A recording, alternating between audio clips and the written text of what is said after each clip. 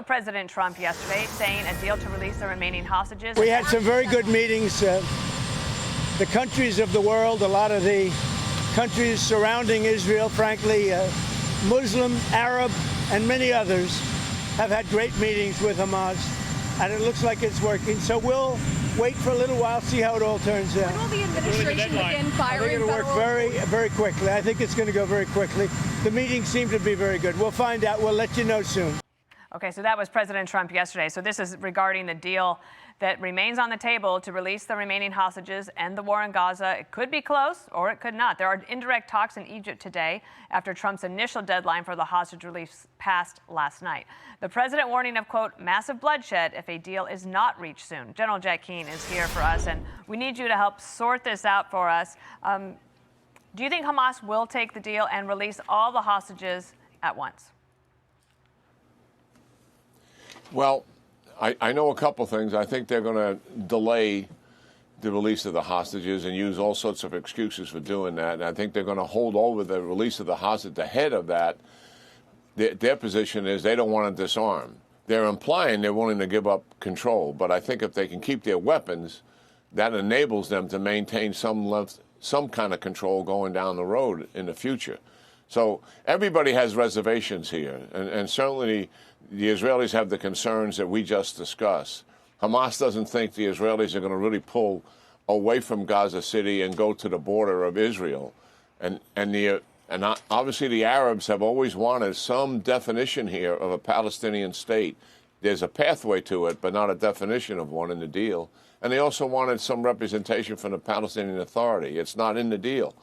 But Palestinians are in it in terms of the Oversight Committee. Yes. The other thing that's operating here and makes it feel different, I really believe all the participants, to include the political leaders of Hamas, maybe less so with the Hamas fighting forces themselves, that if we don't do it now, it's likely not going to get done.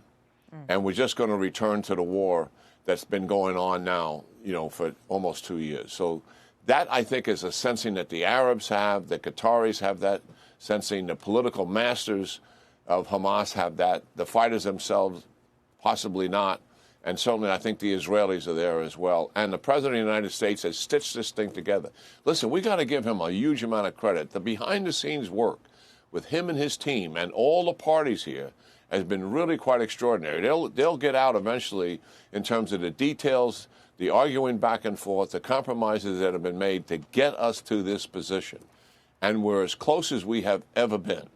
And we'll just see if we can get across the finish line here in the next few days. It is interesting how silent the ceasefire now crowd has been since President Trump put this on the table, that ceasefire could happen if Hamas would take the deal. Can I ask you about one other topic? That's the other big topic we always seem to come back to you on, and that's Russia and Ukraine. Russia's not letting up on these airstrikes, and Zelensky was on air over the weekend. Watch. Russia has rejected every proposal to end the war or even to halt the strikes. It's blatantly trying to destroy our civilian infrastructure, especially now ahead of winter. Gas facilities, power plants, and transmission systems. Zero real reaction from the world. Where are we in this conflict? We as collectively. Yeah, well, Russia's strategic objectives have not changed. Certainly to take control of Ukraine, expand into Eastern Europe. And to date, nothing has persuaded Putin that his war strategy to accomplish those objectives are not being met. In other words, he feels comfortable that continuing the war is still the best option for him. And nothing we have done has changed his mind. And indeed, what has happened right in front of our eyes, he's escalated the war. He's escalated the war in terms of the bombing campaign against civilians and civilian infrastructure, energy infrastructure, principally with winter coming.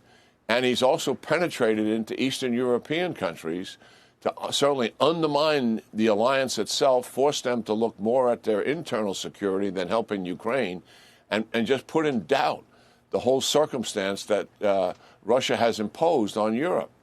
So, yes, I mean, Putin is steady. He's deliberate. He's ruthless, to be sure, but he's not reckless. These are deliberate, methodical moves that he is making to undermine the United States will and resolve and undermine the Europeans' will and resolve. That's what he is really about here. And we've got to stay focused on it. We've got to upgun the Ukrainians militarily, and some of those decisions have been made last week, and that's all good. We can't get into the specifics of that. And I still think we got to foreclose on the sanctions and the tariffs, slap them hard in terms of anybody that's purchasing oil, certainly from the Russians. That obviously is China, it's Iran, it's a whole bunch of other countries that are helping to finance this and arm them for sure.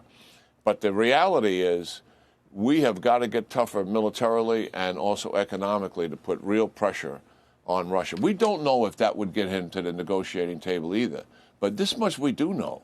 The current path is not getting there. He is staying on his war-fighting path because he thinks it's the best option to achieve his objectives. He thinks eventually Zelensky will cave in and make major concessions, and it will undermine the resolve and the will of the West as well. That's what he is about here. We've got to recognize that strategy that he's got, and we've got to try to take it away from him with more pressure.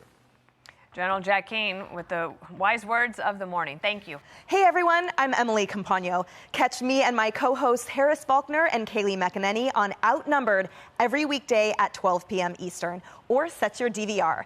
Also, don't forget to subscribe to the Fox News YouTube page for daily highlights.